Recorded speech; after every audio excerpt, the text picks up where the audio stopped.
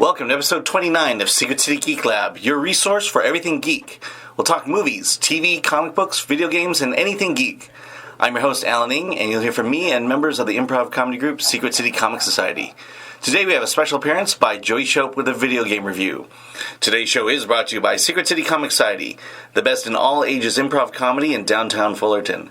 Visit Secret City Comic Society and the Geek Lab at secretcitycomedy.com/geeklab.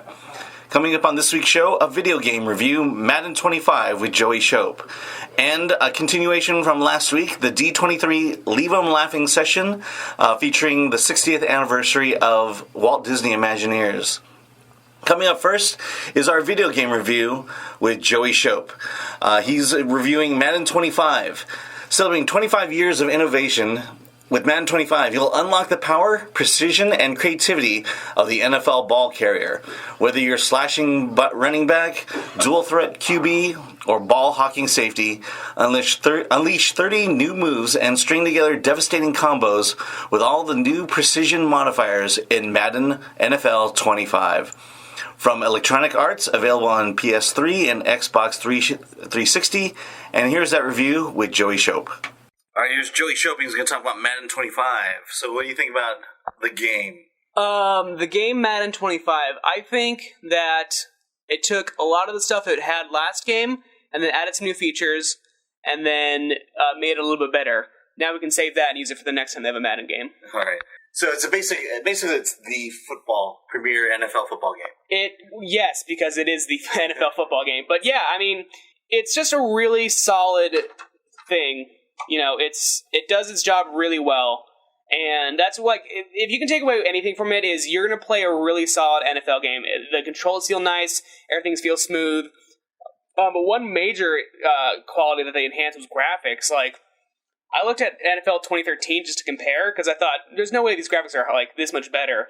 So I plugged in 2013, and, like, the graphics are a lot worse. The everything from character models to the stadiums, just even, like, the fans, you know, the thousands of faceless fans you kind of just see in the audience, they look so much cleaner and sharper, and, you know, you could play it on HDMI or non-HDMI, and it looks really solid. Okay. What about gameplay, in terms of controllers, things like that? Personally, I was a little used to the 2013 model, because I played that a lot, of certain buttons do this and certain buttons do that. But all reality is, it took a couple of games to get used to it, but I'm fresh with it. I'm really good at understanding where the buttons go and you know, which trigger does what and all that good stuff. Yeah, I mean, one the thing that kept me away from football games is I think it's my personal fear of the controls and not picking it up, not understanding it. Well, I mean, it's that's the thing about, like, sports games, they're very different from, like, you know, other kind of games. Even, like, shooting games, you know, they have a certain style. You know, left triggers aim, right triggers shoot. You know, all that stuff. You know, puzzle games, you just walk around, maybe some camera movement. But yeah, sports games are definitely one of those things that you have to kind of, like, understand why they put some certain things certain places. Like, if your quarterback throws it, you know, you have like 4 or 5 receivers to throw to. You know, you know, you use the A, X, B, Y button, right trigger, right bumper rather. And even running, it's something different too. But I mean, I feel like the controls are good the way they have it. Mm-hmm. Of course, I'm sure you can change it to however you like it personally, but I like how they have this. I like how they have it. All right, and so if a beginner wanted to play the game, is there a huge learning curve? Yes and no. No, in the sense that if you've never played Madden before, you plug it in, you just go to the very first game. You can pretty much figure it out from there. You know, you click quick slants. It shows you the play that your wide receivers are going to run, and then you throw it to them. If you're on defense, you find out you want to do 2-man under, something like that. It's got the details for you. You can see what you want to do with your characters. But then yes is for competitive online play. By that I mean, there's a bunch of stuff in football called audibles where you change up stuff, but you can change up completely how everything's run on the line of scrimmage. Mm-hmm. You know, you can start off with some sort of running play, but then you end up having a deep, long pass just by pressing a couple buttons, changing some things. And if you're playing at somebody who knows how to do that, at someone who doesn't know how to do that, you'll get really confused as to what they're doing, and odds are you'll probably struggle a little bit. Right. So the kind of the deeper, more like headier stuff about football, you probably have to take a couple games to learn that. More than just picking it up. Maybe doing a little bit of research couldn't hurt. But essentially, if you just want to play it against the computer, you totally could. You can just pick that up, no problem. Mm-hmm. Do you have to have a deep knowledge of football strategy and things like that? Or? I mean, a lot of it's some common sense stuff. If you're 3-18, if it's third down and 18, you probably should not run the ball. If you're close to the line of scrimmage, you don't have to throw it down the field. It's just so even some like the basics and very simple ideas just come from playing it. I think a lot of it comes from instincts and like what you think is the best idea for this current for your game or whatever. All right, so and then what are some improvements from last year's? Definitely graphics. Definitely, I feel that just throwing the ball and running it feels like a lot cleaner, a lot more natural, and I really liked how it was last time.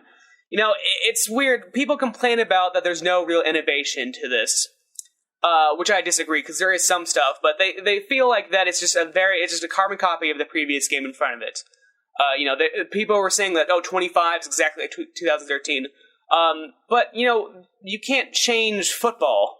You can't just make new rules with it. With a shooting game, you can do whatever you want. You can fight aliens, humans, people from the past, the future, whatever. You can do all that stuff. But in a football game that's been around forever, you can't really say, now you can just, the ball will fly, or you can jump over the entire field. It's very hard to believe that these players of Madden are really upset that there's not a lot of changes. What are some of the other modes that are available? Well, some of the other modes, they have some standard ones, like create a character. You can create a character, put it in a league. You can do that simply. And then you can do kind of like create a character and have a story with it. You start off as some like rookie wide receiver, but they end up being the best wide receiver ever. You can own teams. You can play as coaches. You can make a coach yourself. My favorite though is Madden Ultimate Team, also known as MUT. What that is you're kind of creating your own team, which I thought was a really cool idea. You start off with a very basic. It's almost like they treat it like it's a trading card game, kind of. You start with a very basic pack. You maybe have 2 or 3 really good players, and then you kind of have some weaker players. It's kind of on a rating system from 0 to 100. 60 to 69 is weak characters. 70 to 71 is mediocre. 80 and up, that's where they start getting really good. So you start off with a couple 80s, but like a lot of 60s and maybe some 70s. But then you play against the computer, earn some coins, which is the currency. And then you can buy better players. You spend a lot of time building and getting used to these characters and really liking them. And through that, you can build a really dynamic team. What you can do is also just microtransactions. You can buy some Microsoft points and just pick up some bundle packs and stuff like that, which I'm totally cool with. If you have the money to spend, I'm totally cool with anybody doing it. But yeah, it's a really cool system. What they introduced this time, which I'm really liking a lot, is called chemistry. Essentially how that works is like each player has their own kind of specialty. So if you have a team made entirely of the same specialty, then you have this huge chemistry boost. So like, if your team rankings are like only like 80, but you have like 100% chemistry, you'll do better than some team that's just rated like 90, 95. Mm-hmm. All right. Sounds awesome. So from a scale from 1 to 10, how would you rate Madden 25? I'll rate it a perfect 10 out of 10. All right, great. That's Joey Shope and Madden 25. This is Secret City Geek Lab on KTST-FM. I'm Alan Ng, and moving right along from our video game review, we continue on from last week where we talked about the D23 Walt Disney Imagineering 60th Anniversary panel, this one titled Leave 'em Laughing. From the classically corny jokes of the Jungle Cruise to the musical patter of Mater on Mater's Junkyard Jamboree, humor has always played an indelible role throughout Disney parks around the world. Imagineers Dave Fisher, Joe Lancicero, Kevin Rafferty, Jason Sorrell, and George Scribner discuss the overt, covert, and off-the-wall humor found in Disney parks. And here's a continuation of that panel. All right, let's switch gears. Well, we're on Kevin. I thought if anything dragged here, we're actually moving pretty good, guys. Yeah, you're awesome, man. Yeah, I thought maybe we could read the Comedy Warehouse show script. Remember the Comedy Warehouse? Kevin wrote a song for the Comedy Warehouse. Kevin, hit it. Well, I want to start up with this. I want to say, I want to start up with, the show is about a family that went to Walt Disney World and all their encounters, and we had a cast that played different cast members, and one of the person that sang this song was an attraction host on Spaceship Earth. And with all due respect to my dear friend Richard Sherman, it is a song called Super Conscientious Friendly Disney World Employees. Okay, I see if I remember it. So the verse goes, I work up at that silver golf ball they call Spaceship Earth. One day a lady waiting there decided to give birth, and everyone around they were all so relieved because they'd all been waiting there since it was first conceived. Oh, super Another way that we can be very cute and clever is through nomenclature. This dates back to, if you've been through the Journey into Imagineering Pavilion, we have a little fun with Walt Disney with things. Walt had a tendency to say things. And Marty Sklar even had some fun. Back in the 1960s and 1970s, you might remember there was a shop at Disneyland called Rings and Things. And you're like, what a silly name for a shop. It's Rings and Things. Well, that was Marty and the Imagineers making a little fun of Walt and having a shop in that name.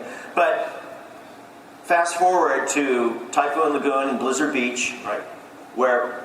Throw out some names from Blizzard Beach. So Blizzard Beach, the idea of a freak snowstorm in Florida and a ski resort and all that. So we had, Summit Plummet, and we had Slush Gusher, and one of my favorites was, they handed us a menu of things they wanted us to design. So we needed a snack shack. So because we had that story hook to hang our design hat on, that little snack shack became Avalanche. And of course, Avalanche fired and informed it. So it was. So once you have that story, it informs every one of the gags and the names in the park of the attraction you're working on. Which is a long way to get to our next slide, which is for a little mini golf course. Right next to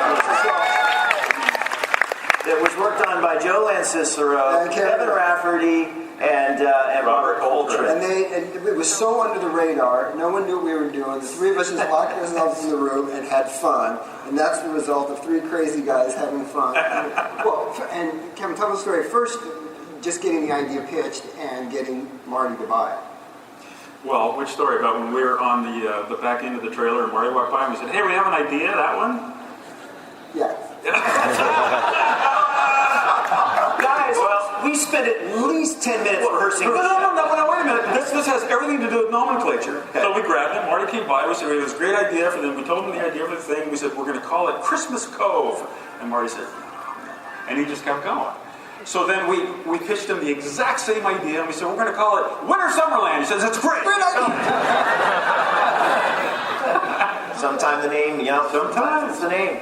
We actually got a few slides on this one. We did, and we had so much fun with and Kevin and Robert and myself, because what would Santa do in Florida? And then this whole idea, I think Kevin, was your idea of the elves and the Winnebagos. Right, and it was they vacation in the off season, right? Where else would they go but Florida? And this was a lot of fun with classic, Disney storytelling with going back to Mark and all those guys, just having to set things up visually, and because there's no dialogue, there were some sound effects, and just so coming up with the basic idea, and then how many things you can riff on.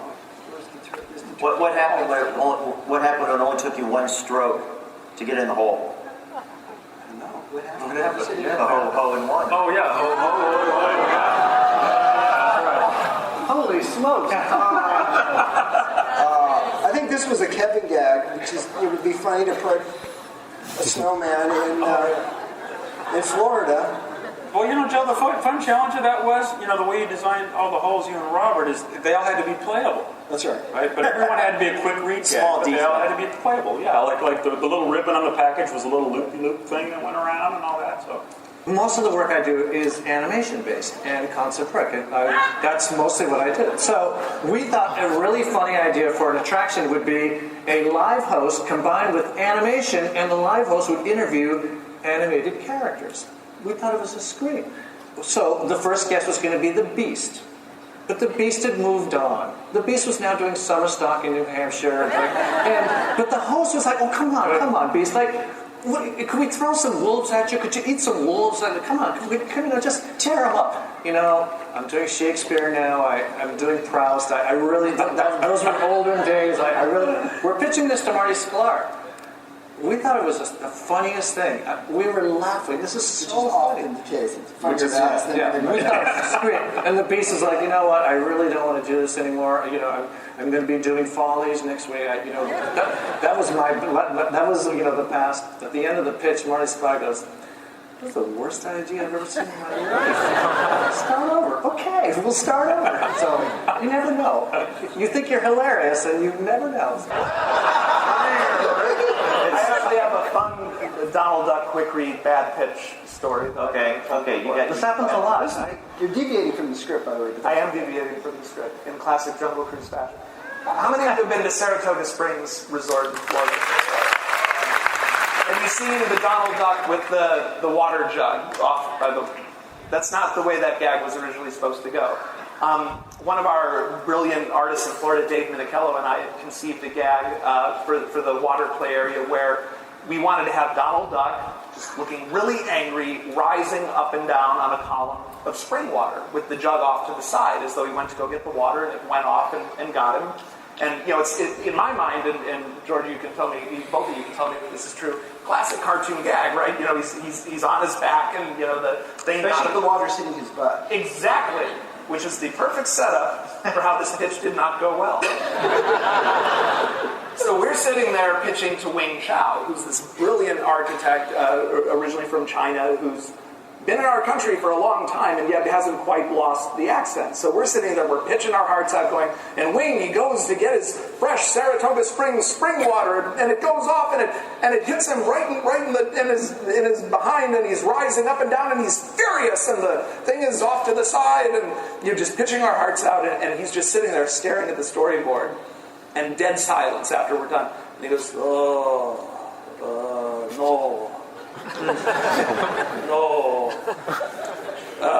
No pole about character, but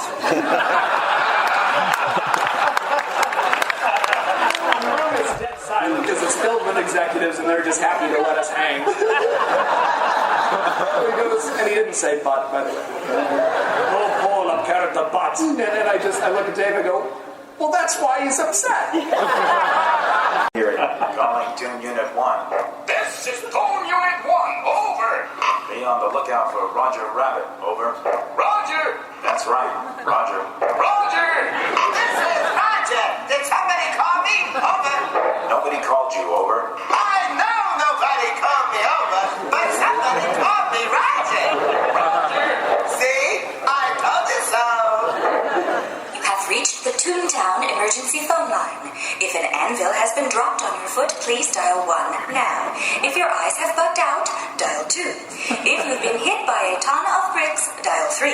If you've been clobbered with a frying pan, please dial 4. If you've swallowed an ironing board, dial 5. If your lips are stuck to a vacuum cleaner, please dial 6 now. If you've ingested an excessive amount of hot sauce, dial 7. If you're caught in an electrical outlet, dial 8. If a safe has landed on your head and you're seeing birdies when you're supposed to see stars, dial 9. If nothing has happened to you, get off the phone! Thank you. Your call will be answered in the order in which it was received. Have a nice day. Yay! Well done.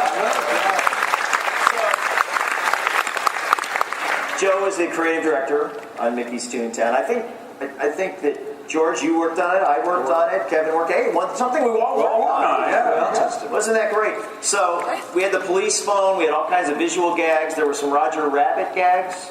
Oh, that was it. There we go from Cartoon Spin. What with the China shop? Is it getting any funnier than that? Pie in the face. Any funnier than that? Come on. Like I said earlier, a lot of this stuff is funnier to us. I remember sitting in the room when we came up with the idea, we'll put a bull in the China shop. And we laughed hysterically. That's too logical, maybe. I don't know, a bull in a China shop.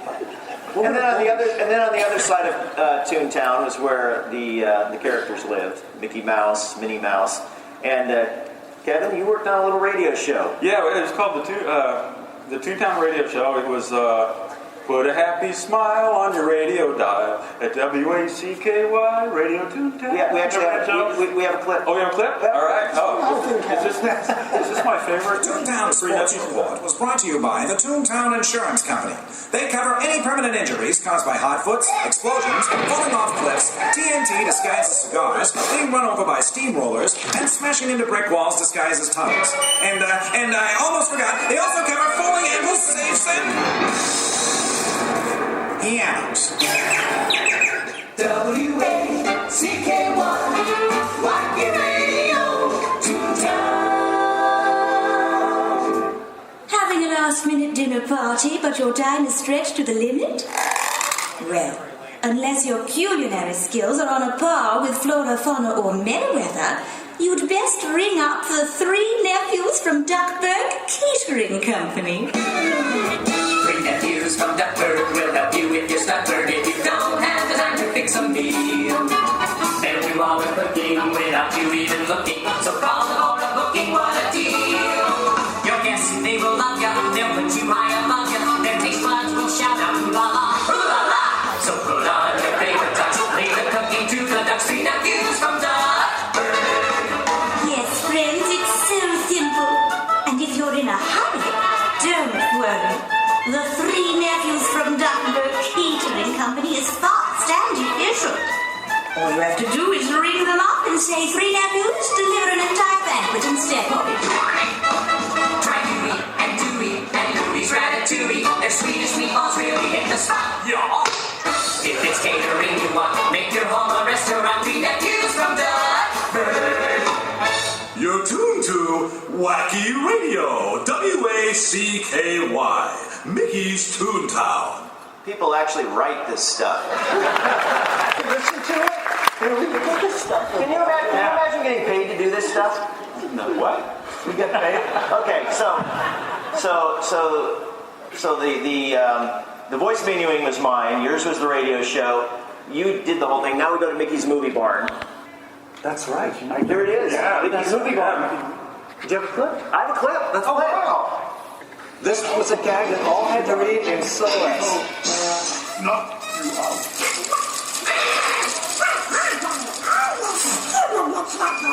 Don't worry, no problem here. Hey, daughter, get out of that projector. You're Baxter. Hey, daughter, get out of there. You can show them about the stars.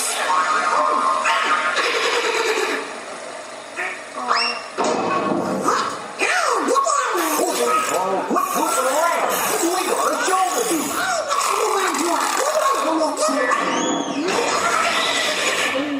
So George, how did you come up with the idea for this? That was very fun to work with. And that's a great example of the gag needed to read without any expression. It had to be in the body. There's a great Charlie Chaplin quote where he, I think, made the comment that you should be able to understand the attitude of a character without any dialogue. And so when we animate, that's the last thing we add, as Joe knows, is dialogue. So that's a perfect example of everything had to read in the silhouette of the character. And it's my pet theory that you cannot do too much damage to Donald Duck. So you can't. I've now directed him in 7 or 8 projects, and we have eviscerated, set him on fire, run him over. It's funny. Yeah, he likes it too. He seems to bounce back. You listen to KTSTFM. I'm Alan Ng, and this is the Secret City Geek Lab. And now we move on to Geek News. Just announced over the weekend, Grant Gustin has been cast as the Flash's Barry Allen on the television show Arrow. Grant Gustin, who appeared as the bad boy on Glee, has signed to portray Barry Allen, the Flash, on CW's Arrow, and Warner Brothers is in hopes to spin off that series into its own Flash television series. Grant will appear in 3 episodes of Arrow this coming season before headlining his own spin-off series. Written by Arrow co-creator Greg Berlanti and Andrew Kesberg, the origin story of Flash's Barry Allen identity will be introduced in episodes 8, 9, and 20 of Arrow. They have been committed to directing David Nutter, who helmed the pilot of Arrow, has been committed to directing episode 20. Barry Allen is a Central City assistant police forensic investigator who arrives in Starling to look into a series of unexplained robberies that may have a connection to the tragedy of his past. A comic book fanboy, Barry is obsessed with the Arrow, unaware that working with Oliver and Felicity to solve the crimes has brought him right into the dangerous world of this vigilante. Questberg said last month that the actor who portrays Barry Allen will play him as an ordinary man when viewers meet him. The character will be as grounded and realistic as possible. That's how we'll get to know him, and then his life will get a bit faster. Like Arrow star Steve Arnell, Augustin is familiar face at the CW as he has had a recurring role in Works 90210. Alright, so that's it with Geek News. This is Secret City Geek Lab. This has been episode 29. It was brought to you by Secret City Comic Society, Fullerton's best all-ages improv comedy. Come back next week for more news and updates in the world of geekdom and nerdy. A big thank you to Joey Shope for his review of Madden 25, and for the people at D23 for allowing us to air part of that session. Also visit us online for the daily geek news and reviews at secretcitycomedy.com/geeklab. Until then, have a geek week.